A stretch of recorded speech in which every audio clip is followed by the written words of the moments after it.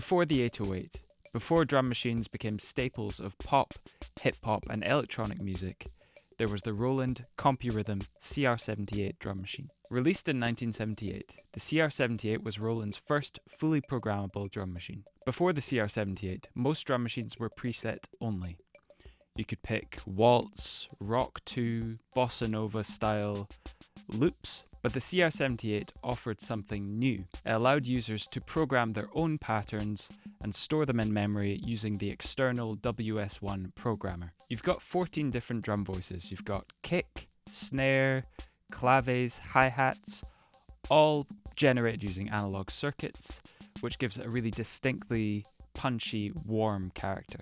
On the other hand, being fully analog, the tempo control isn't exactly surgical. But this quirk adds to the CR-78's charm, and in the hands of artists like Gabriel, Phil Collins, and Blondie, it became something really iconic.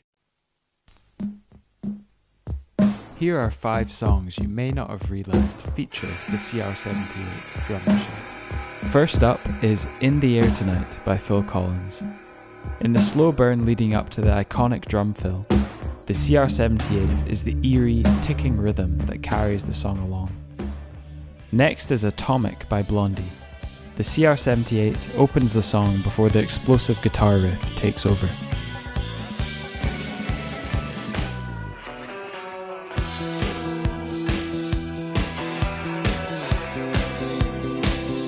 Same band, even bigger hit. Heart of Glass fused disco and new wave, and the whole production was built around a hypnotic drum loop from the CR-78.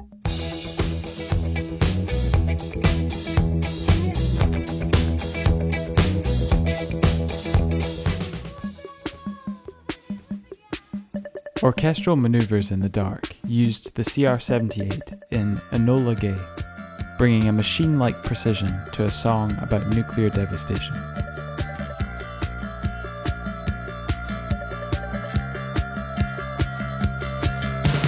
The CR-78 was used in Mad World by Tears for Fears, which aids in building its moody, dynamic soundscape.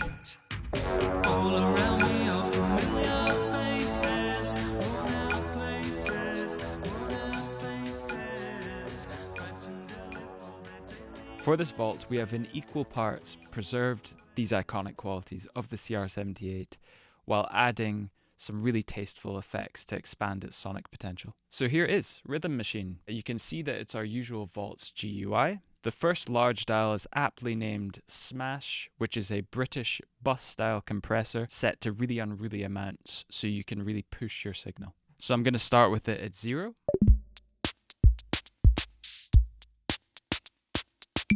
And all the way up to 100.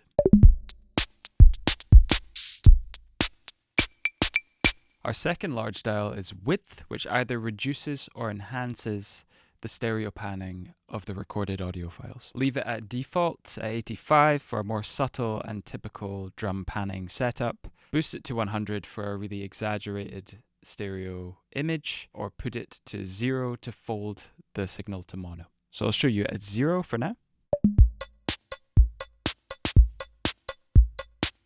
And now all the way up to 100.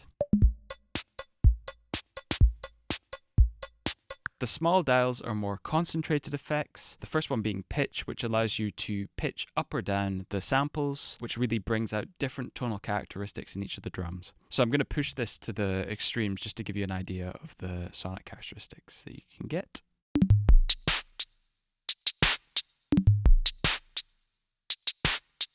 And now all the way at 100.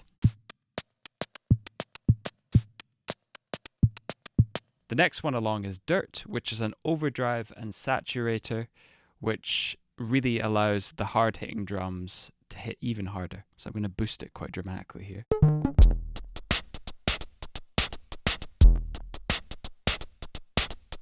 And finally, we have Echo and Splosh. Echo is a multi-tap tape delay, and Splosh is a chamber-based algorithmic reverb.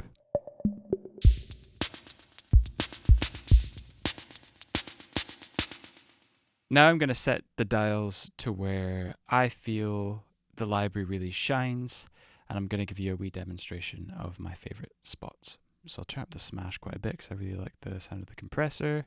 Width is good. Maybe the pitch down a little bit. I like them pitched down. Dirt, very slight bit of dirt. And I like the echo and splosh where they are. I think I'm going to keep them there.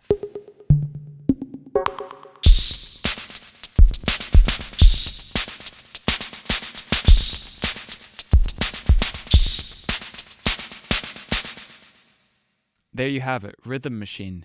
The tone and character of the CR-78 to me is undeniable, and I love having a faithfully captured library but also with really tasteful custom effects to play with. As always, please subscribe and ding that notification bell.